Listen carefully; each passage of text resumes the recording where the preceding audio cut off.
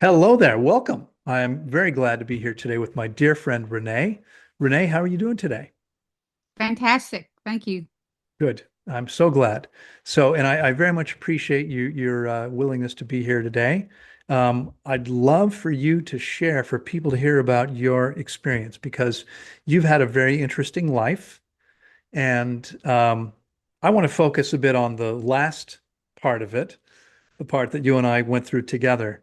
But I'd love for you to start by sharing a little bit about yourself, who you are, and what you're up to, and a little bit about your life up until now, because it's been fascinating, and it all sort of comes together to have brought you to where you were that made you decide to do the fast with me, Oh, well, in right? the thumbnail, I'm 68 years old and I feel 28. Right. And so I grew up in Houston, Texas. Very poor childhood, very poor. A lot of violence in my home, and I was very um, rebellious and ended up addicted to alcohol and drugs as a young teenager. Right. And consequently, that led me down a lot of dark alleys. I'm lucky to be alive. Let's just say that. Figuratively and literally, huh? Absolutely, Okay. absolutely. And so, I'm sober today, thank God. Yeah. But I've been sober since January the 8th of 2013, and I'm grateful for Congratulations. every minute of that. But the last time I've been married 6 times. So that's an accomplishment. I mean, how many Absolutely. people can say that besides Elizabeth Taylor? Well, it's I'm certainly sure a there's hobby, more. So married 6 times, twice to Tommy. right? And Tommy and I almost divorced the second time when I went vegan on a cattle ranch. Right. So so I went vegan on a cattle ranch on a Halloween 2014 and literally rocked my husband's world. It was the biggest nightmare, no pun intended, on Halloween that ever could have happened.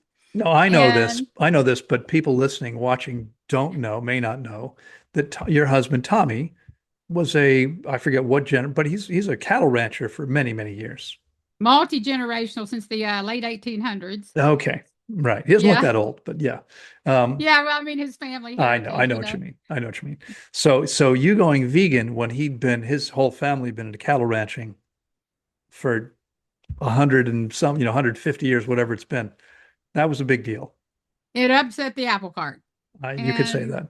Yeah. I became the like everyone was talking about this crazy person Tommy was married to, and I'd gone vegan and I'm a cattle rancher's wife. And Right. yeah, I mean, I didn't know that we were the first in the world to at least come out of the closet and talk about it. I don't know, maybe others had, but they had never said it out loud. We're the first Right. documented beef cattle Right. ranch in the world. And so anyway, so all that happened, and now we've been Rowdy Girl Sanctuary for 11 years. I did end up buying my husband's cows. I did end up transitioning the entire cattle ranch operation into a sanctuary. Tommy came along kicking and screaming. He's now vegan and co-founder of Rowdy Girl, and my the greatest partner I could ever have in life. Yeah. Yeah. He's an So amazing guy. so you never know when going crazy is the right thing to do. In fact, I think going crazy is exactly the right thing to do Well, it most of the worked for time. you, that's for sure. Yeah, yeah, yeah. On many levels. On Right. many levels, yeah. Right. So now then I have a documentary out about it, a book, and I got a big book tour coming up, which is why I was so determined to do this water fast I did. So Right. So let's talk about that. You did 21 days, just water. Safe to say it was the most fun and enjoyable thing you've ever done? oh my God. I loved Astroworld. I loved the roller coaster rides and the ups and the downs. They made me throw up. They made me really sick, but it was so much fun getting there. There was not very fun getting there when I had to throw up, No. get dizzy. I Yeah. got dizzy. Yeah. Yeah, the fast was not fun, No. but And it it's, was really fun. it's important for people to understand. There's a female doctor's got a book about fasting for women. And she says, if the fast is unpleasant or uncomfortable, you're doing it wrong. And the Yeah. truth of this, of course, is that when our bodies are detoxifying and sometimes healing some things, it doesn't necessarily feel good. It can be quite No. uncomfortable.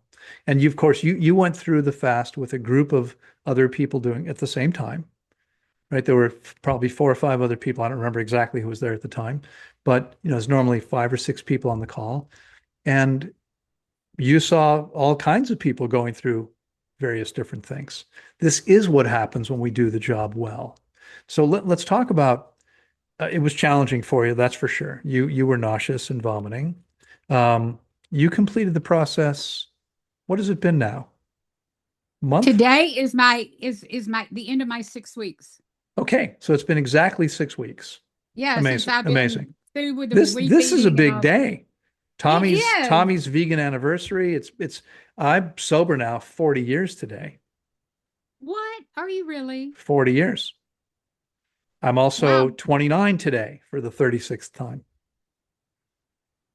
Wow. May 2nd. We're gonna have 65th to mark birthday. that down. Yep. And 6 week anniversary for you. So what's shifted for you? Let's talk. In fact, let's back up. You wanted to do this fast now. You want to do this before the book tour because you're going to be very busy for a while. You probably wanted full energy and you wanted to look as good as possible. But what specific issues, if there were any, were you dealing with that had you decide in the first place? I mean, if I remember correctly, you heard me on a podcast a couple of Mhm. years ago, reached Right. out the same day and said, I want this, right? Right. Was there something in particular that was going on for you, or you just wanted to feel and function as well as possible? Well, I have always been a hippie, and I've always gravitated to alternative healing therapies.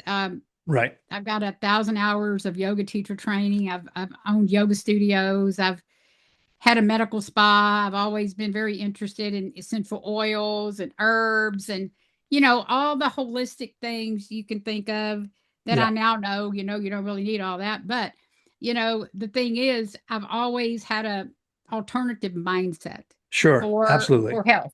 You It's were always, I think in fact, beyond the alternative mindset around health, I think what's true is that you've always been an open-minded person, yeah, and right? always a seeker, always a seeker. Exactly, which is a beautiful thing. Yeah. I completely resonate with that. I identify the same way. Yeah, I'm not a closed-minded person. And so Right.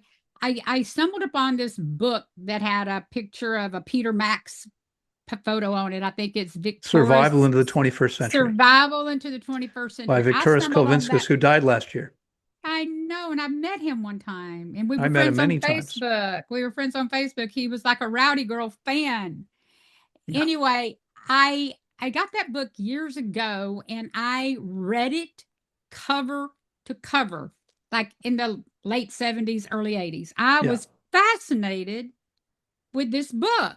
Did you understand it? Because it's I easier to understand if you're tripping when you read it. Well, I was tripping, I'm sure, Yeah. but I was also just I resonated so much with it. And I remembered him talking about some things about fasting in there. Yeah. Yeah. And that was my first introduction to an I see. idea that I knew one day Yeah. I would do, you know. And so, as Fast you forward know, I 30 was years.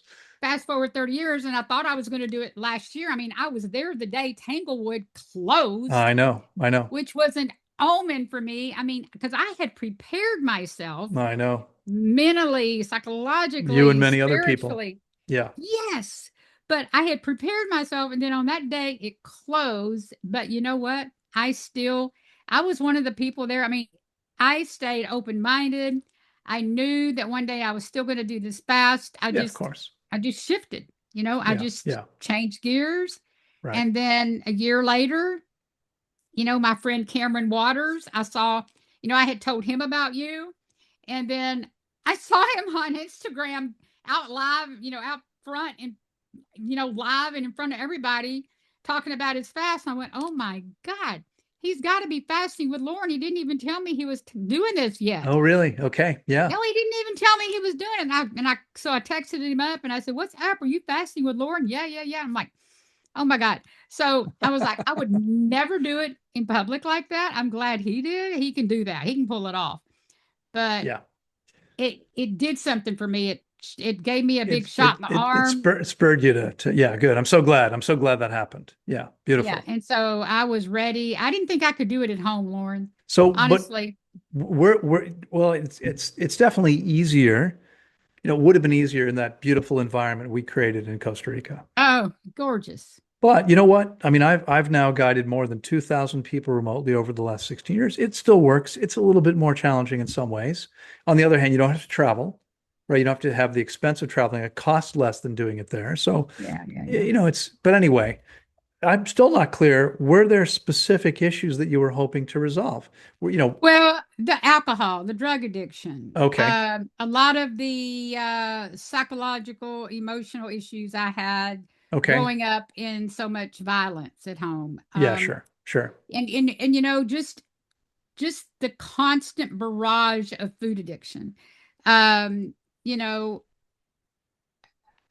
I was raw before I went to Tanglewood the Right. first time. Right. And so I had prepared myself. This last time, I was not. I mean, I was eating sourdough bread, I was eating Yeah. pancakes, all Right. vegan, of course, and I was a lot healthier than most vegans, Sure. but I had totally gotten back into the more, healthy processed foods. Which You makes the know, process more difficult for sure. yeah, yeah, I'm No sure it doubt. did. Yeah. And so, for me, I've just gotta, yeah, I'm sure it did, but so I had a lot of issues with I've always had intestinal like bowel issues and digestive issues Hmm. and so yeah, pain, a lot of pain, because of car wrecks that I had. Okay. Just various Yeah. injuries. Hmm. I mean, so you're 68 years old, you told us earlier. Most people 68 years old have various issues that they're dealing with. Most people have hypertension. Most No. people are dealing with arthritis. Most people, diabetes. It's only I forget what percentage of the population. It's a much smaller percentage, significant but much smaller than hypertension. But these are common issues. Were you dealing with anything along those lines? No, Yeah, I never was a person that had much issues yeah, like that. yeah. I mean, you've Just a you've lot kept of like, yourself. yeah, I had double jaw surgery, so, a lot of these issues I had was because of my alcoholism, because I had a lot of car wrecks, I see. bad ones. I had a lot of Yes. real bad car wrecks in my life Gotcha. that I don't remember, by the way. That's why I moved out of Texas because I didn't want to be on the road with you. Yeah, I probably ran you out. Um, so let's talk about what actually happened for you during the process. I mean, you talked about feeling nauseous, but by the end of the process, what had you noticed? On day one of refeeding, you've done 21 days on just water. You started eating again. What had changed for you at that point? Had you noticed anything different? When I started refeeding, Yeah, at the beginning of the feeding process. oh, well, I want to back up just for a second Okay, because of course. it wasn't just being nauseous. There was a fire burning inside of me. It was like Gotcha. there was a time during the fast, several days, where Yeah, it was like a dragon was inside of me. A fire, yeah, like, and I don't understand it. I would drink water and it was like burning to drink water. yeah. And there was and I've never had indigestion. I've never been to somebody that burped, acid, but Right. I was burping this acid stuff and I was like, what is this? And Yeah, so it was so uncomfortable. And so when I I can vomited imagine. those times, I vomited twice really bad. And then one time I got vertigo really bad. But when I vomited, it was like green pond scum. It had to be liver stuff. I mean, Yeah, it I sounds think like bile. yeah, I think Yep. my liver just really dumped a whole lot twice. And it needed to. Well, I mean, look, it's important, because you were an alcoholic, your liver took a beating. But here's the truth. Anybody who's drinking at all is damaging the liver. Anybody who's eating excessive amounts of fat or processed foods is damaging the liver. Anyone taking medications is damaging the liver, right? Your Yeah. liver has two primary jobs to metabolize fats, but also to detoxify anything toxic, to break those things down. And so most people's livers need to do a lot of work. You might have been ahead of the class Yeah. with your history. So your liver had a lot of work to, and that's what it was doing. That's why that bile was being dumped. And Tons of pain medicine. I mean, strong pain medication that I took right, over the years. right. Just Okay. enough to kill, a dozen Okay. horses, I'm sure. So was there anything else you wanted to talk about before going No, to really, that was okay. I just want to make sure that the Yeah. main issues that So happened you early began on. refeeding, and at that point, were there noticeable differences then for you? Well, I was very weak at the end, Sure. I was very thin when I started. I'm 113 when I started, and so I'm thinking, oh my God, I've lost this weight. I was like 95 pounds, and I was like, oh no, you know how I've been. You know how I've been. I was I going to don't say care now. I didn't realize you were concerned about that because I only Yeah, heard from you right. every 20 minutes. I know. And now I'm like, I'm 102 and I feel fine. I'm working out Yeah. every day. I'm getting Yeah. stronger. Yeah. And so what I noticed after the refeeding is that, I mean, when I started refeeding, is that as soon as I sat down and started to eat, I, the watermelon tasted like nectar from the gods. Yeah. And I immediately started feeling like, okay, I was over the hump, you know. Right. Right. I ate the food, and it was just what, two or I think 2 ounces in It the it beginning. was it was 2 ounces the first day. Tiny, tiny Three, portion. yeah, 3 times a day or something, Five four, three, five four. times the first day. Yeah. And then And it went so, up the next day. But yeah, it starts right. very small. And we do that because when you haven't eaten for a while, you can shock your body by Yeah. taking in too much at one time. It's called Oh, I refeeding couldn't believe it. syndrome. I can So believe it. yes, we go very slowly and gently. In fact, what's true for most people, I mean, I get it. Like you were done, you were ready to eat, but the body actually wants to keep cleansing and healing in most cases. And so it's not hungry. The body doesn't want food. So we very Yeah. gently, slowly restart the apostat, right? To create People that kept up. asking me, "Aren't you hungry?" No. Yeah, yeah, no. People ask me even now, "Oh my God, 21 days. I bet you were starving." I'm like, "No, Yeah. I was never hungry." No, people aren't. I mean, this is something, and I'm so glad you brought this up because this is something so many people assume just that you must be super hungry. No, your body's being fed on fat reserves. I was Okay. never hungry. Right. I don't remember the numbers and I'm not going to share your personal data, but if I remember correctly, you were never in a position where you were had like a dangerously low amount of body fat. You started with No. a fair amount of body fat. That's not a problem. The body lives on fat, any tiny, Yeah. tiny amount of muscle, if we do it correctly, which is converted to sugar.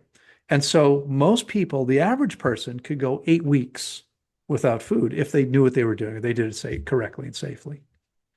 Yeah, I was So shocked, yeah, yeah, and people are shocked. Tommy right, couldn't believe that I wasn't hungry. He walks around because he eats 5 or 6 times a day, right, and right. and now, I can eat, my watermelon or whatever I'm eating in the morning, and 2 hours later I can feel hungry. Yeah, yeah. And And Tommy, of course, is a yeah, yeah, he's a big, big big guy. cowboy. So um, Yeah, now people talk a lot about mucoid plaque, this old hard material. Does it exist? Does it not exist? You spent a year roughly, I think, all raw prior to going to Tanglewood. And then in the last year, not that whole time, but you've had enough time eating raw and eating a fair amount of fruit and salad. When you eat that way, bowel movements are quick, easy, painless, clean, and odor free. I can't believe how different it is. I mean, to go to the bathroom, to have bowel movements and have them come out so effortlessly. I mean, sometimes I have to like, oh my God, I didn't even know it just That slips was through. right, It's exactly. like, and you don't Yeah, have nothing on the paper. yeah, It's that's like, why do right. you even, it's like there's nothing there. There's often nothing there, sometimes a tiny bit there. Yeah, If you sometimes eat any concentrated fat, there might be a little bit of something there, but otherwise not at all. it's But what crazy. happened for you in the refeeding process in the 6 weeks since you completed that? Because I'm Yeah. guessing I have a pretty strong suspicion and some notes and some conversations that that wasn't always that way. No, no, it was very hard because during the 21 days, I didn't go to the bathroom at all. Right. So when I started refeeding, I could tell I wanted to have a bowel movement, but it was so hard and so difficult and Yeah. um, very uncomfortable to try to go to the bathroom. And so I had to, as you remember, I had to, try to, I had to help myself get it out of there because, Yeah. Yeah. you were so adamant that I shouldn't do an enema. And Well, it's so always best to avoid them if you can. unless it's really, really hurting real If bad. that's right, if you're in a lot of pain, you need to do it, you can do it. But if not, I mean, what happens most of the people I work with is they just wait, and eventually, sometimes it takes a little longer than others. Um, I understood you wanted it out and you got it out eventually, but it was there was hard material there, right? This is clearly not the No. melons and fruits that you were eating at the time. No, no, Right. no. And there was several different times since I got that out Right. that there was stuff that came out of me that I know was not what I was eating Right. presently. Yeah. It was sticky, it was gooey, and some of it was really hard. And Right. um, yeah, and and it's not happening anymore. Yeah. Uh, but Beautiful. Beautiful. And of course, there's two possibilities here. One is that you removed all of the old hard material, and the other one is that you removed all the old hard material that your body was able to break down and hydrate during the process. There could still be more. But getting that out, for most people, that alone is life-changing. yeah, I mean, I feel so there's something that's shifted in my ability to process my thoughts. I am hyper aware of like problem solving and thinking. I'm just hyper aware. I'm like ahead of the game, Yeah, much more so than I was before the fast. And even though I was so weak coming off the fast, I'm getting so strong. I'm doing not only yoga every day and weights because I've got the little weights. I'm doing it all outside. You've been at my house, so I have I a really have. big back porch overlooking, Beautiful. outside, Yeah. beautiful air, fresh air. And so I go out there every single morning, and sometimes I do an hour, sometimes I do 30 minutes, sometimes I do 40 minutes. But just like the body knows how to fast, my body, because I've gotten so much training, but I believe everybody can tune into this. My body knows exactly what I need to rebuild right now. And Absolutely. I Yeah. just got to put my toys down there. I put my blocks, I put my mat, I put my Yeah. weights, and then I get into the right mindset. And before you know it, I am pumping, I am doing lunges, I'm doing everything I need to rebuild my muscles. And I know Right. based on everything I've learned from you that my tissues are building now anew and better than they ever could have before because of the fast. Absolutely. And I mean, again, I can, I remember how you were at the end of the process. You're like a different person today. Yeah. Very high energy, very, very vibrant. That's a shift. And this is normal. This is what happens for almost everyone because the process when we're detoxing heavily, you got all this stuff in your bloodstream. You've got to finish getting rid of all that. You've got to get all the old waste out. You've completed both of those things now. You probably by now have all the plaque out of the arteries. So your blood circulation is going to be better than it's been Mm, probably since you were a little girl. Studies have shown in North America that the average 9-year-old's arteries are 30% blocked with plaque. that's horrible. You're 68 and probably have virtually no plaque now, where the average child has quite a bit. So, Mm, in fact, I suspect, it's interesting. We I don't know if you're still getting on the bioimpedance scale looking at hydration information, but your hydration, once you finish removing all the old material, your hydration will start to go up. But even before there's any measurable, any significant change in your overall hydration, your body's pretty smart. So you probably know this. Brain weighs about 3 pounds. You weigh 100 pounds, just over 100 pounds, right? So your mhm. brain is about 3% of your body weight, a little less, right? Mine's closer to 2% of my body weight, but it gets 35% of the blood supply. It's pretty Oh, important, right? So we've talked before about how the average person's, and I don't think you were an exception, the average person's walking around very dehydrated. right. The effects of that affects everything. And certainly as we get older, and you and I are very close in age, as we get older, we lose skin elasticity, we lose our vision, we wind up with joint issues, we shrink. All these things happen because of being severely chronically dehydrated. Those things begin to reverse, and it's only been 6 weeks. So I wouldn't expect to see huge changes with most of those things. But here's my guess. Your body's smart enough that if there's a little bit of available water, it's going to start rehydrating your brain before the rest of your Oh, body. Because well, this is, my hydration. Oh, sorry. I didn't go mean to ahead, I'm interrupt. sorry. No, I was just going to say my hydration level. I get on the scale about once a week now. Okay. Yeah, and so the last time I looked, it was at I think it was 59%, which for me was higher than where I started, Yeah. which was like I think it was like 48% or something. Right. And by the way, for anybody listening, the numbers that those devices give us are only telling us what percentage of our mass is water. And that's not that useful because we have to translate that into lean Right, hydration, right? Because the more body fat we have, the more that number will be skewed down, right? Someone who's, if you had no body fat and it was only lean tissue, then it would be much, much higher. If you were all body fat, could only be 10%. So right. obviously everyone's somewhere in between. No one has no fat, no one is all fat. That's impossible. Both those things are impossible. But part of it may be that you're a bit leaner than you were, but a lot of it Oh is yeah. because you're actually more hydrated. Oh, And I am.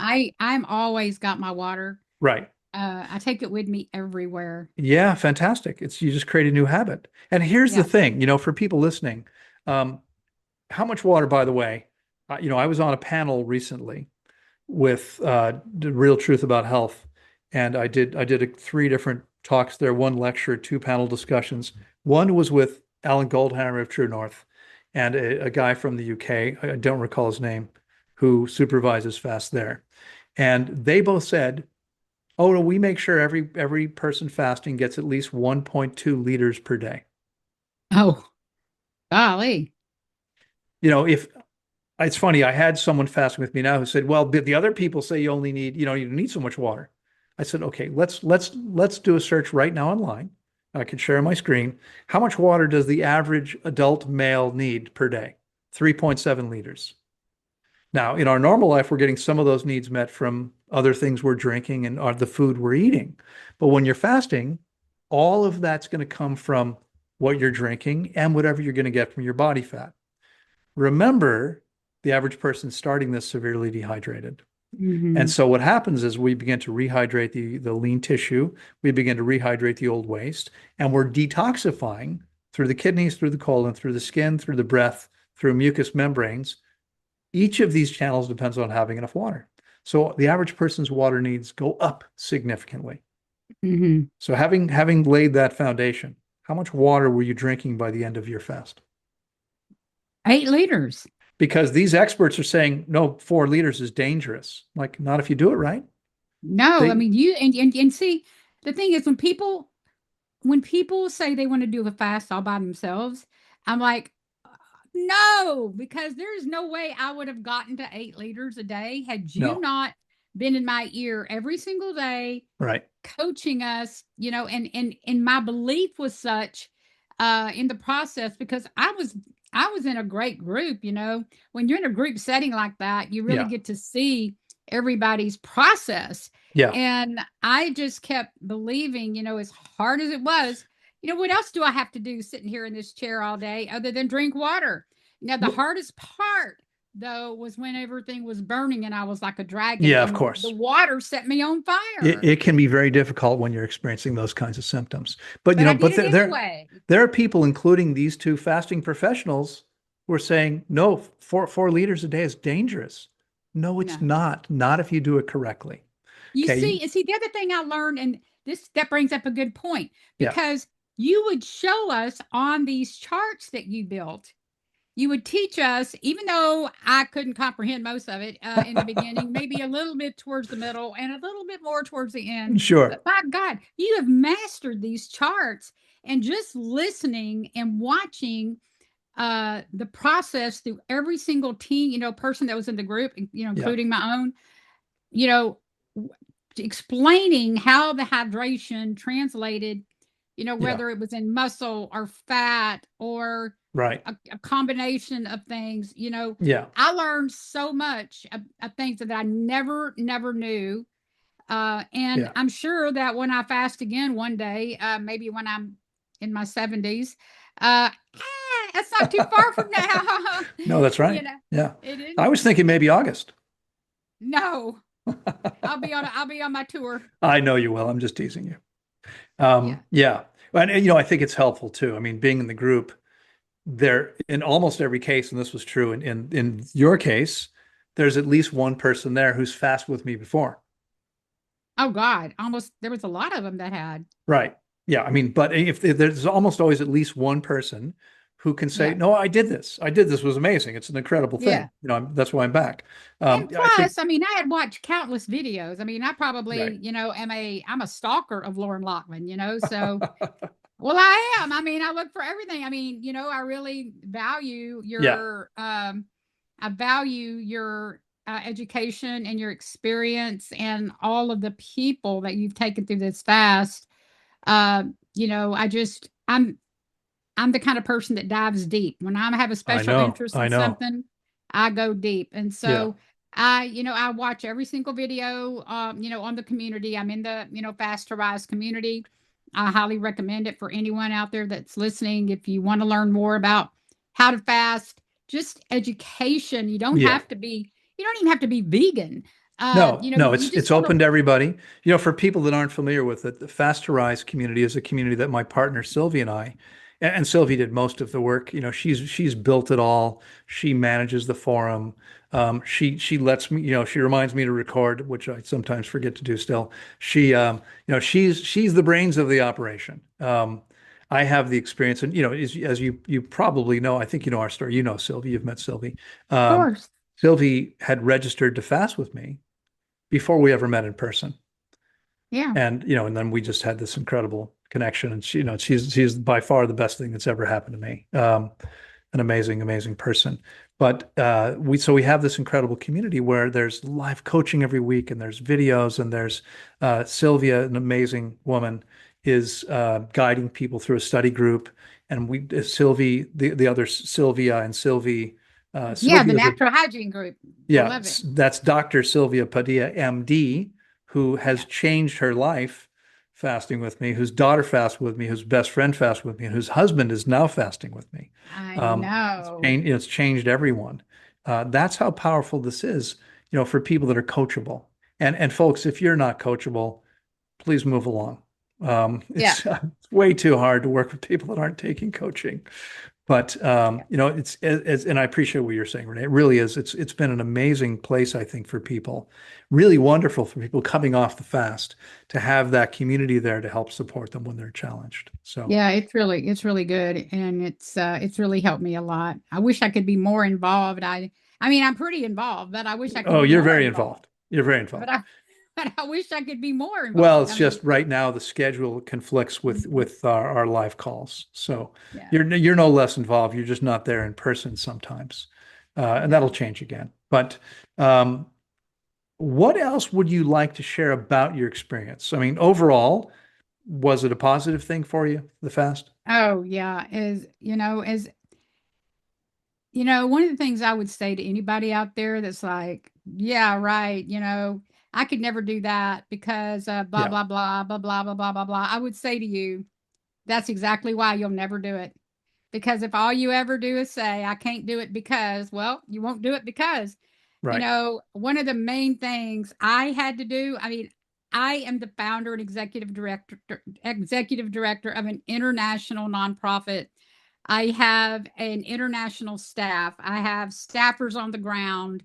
Yeah, I've got a documentary all over the globe, and I've got a book tour coming up. And Yeah. I didn't say I'm too busy to do a fast. What I Right. said was, this is exactly why I need to do it. And Yeah. Yeah. I am figuring it out. And one of the things I would just say to people is, if you're on the fence, it is the most important thing you can do for your health, for your well being, for your family. Yeah. I mean, Absolutely. my husband watched me do this, and he's a believer now. In the beginning, he was like, three different times he wanted me to get off the fast because of the symptoms. But Sure. now he sees. You Yeah. see, I kept telling him, because of the coaching, I kept saying it's part of the process. Yeah. All this stuff is better out than in. All of it Exactly. is better out than Exactly. in. I'm Yeah. getting it out. And so do it. Just find people that will support you doing it, and Yeah. stay away from the people that will tell you you're crazy and don't do that. Don't listen to those people, No, exactly. you know. Exactly. Beautiful. Well, Renee, thank you so much for sharing everything you shared. I appreciate your transparency and vulnerability. And it's, you have a beautiful story. You've lived an incredible life. I don't think you spoke at all about running a high-end real estate brokerage, about being a country and western star. I know a little bit about you because we've known each other now for a while, but you've shared a little bit of that. But this, as you said, I mean, it's an amazing thing what you've done for yourself. You've probably extended your life by 10 or 15 years. Yeah, I mean, that's that's good. really, if you keep supporting your body by making optimal choices, you're like a new person. And it's Well, I like to run optimal, Loren. You and I have a lot of one thing in common. I like to run at an optimal pace. me too. Me I too. want to be the best me I can be. Yeah. I have to be very careful, and I know this about myself because I'm an alcoholic drug addict, recovering. Yeah. I have to be very careful with my extreme behavior, my Right. extremism, Right. but I want to be optimal. Yeah. Well, it's an interesting choice of words. Many people, most people out there would say 21 days without food, that's extreme. And it's easy to understand that viewpoint because the first time you heard this, you might have sounded crazy to you. It did to me. But I think the truth is what's extreme is that most people all day long are shoveling things into their face that don't belong in any living organism and absolutely Right. guarantee disease. Right. And so we have a lot of work to undo. You were 68 years old. You had a lot to undo. And this You is still true. do. Still there's more to go, no doubt about it. Anyway, you did an amazing thing. You're a shining example to the world of what's possible. And I'm so grateful that you've spent this time with me and we're willing to share this because I think this is going to be helpful to a lot of people. Well, I hope so. I mean, I'm the kind of person that, um, I am transparent. And if you want to listen to how transparent I am, here's the book. Yeah. Confessions. It says Confessions of a Vegan Cattle Rancher. I tell everything. I only wish I'd have done this fast before I wrote this book, Yeah. but that'll No. be another book. That's right. Exactly. The next one. By the way, don't forget to bring mine to LA. Bring your what? Your My book? book. My book. Oh yeah, well, you'll get it when you come in. It's just the price of admission. You buy a Okay. book. All right. Very good. All right. Thank you. It was wonderful to see you again, to spend this time with you. For those of you watching, I hope you've enjoyed this. I hope you've learned some things. I hope you'll open your mind as well, because what's possible is incredible. If you've been watching me, you already know this, but I just turned 65. Today is my birthday. I haven't been sick since I was 26. Golly. It's And I it's haven't taken any medicine in a long time. no medicines, no supplements. It's amazing what you can do if you're willing to do it. And if you're ready, I'm happy to help you. Renee, thanks again. Bye bye, everybody. Thank you. And come see us, Loren. I'll see you soon. I'll see you next month. Bye. Bye bye.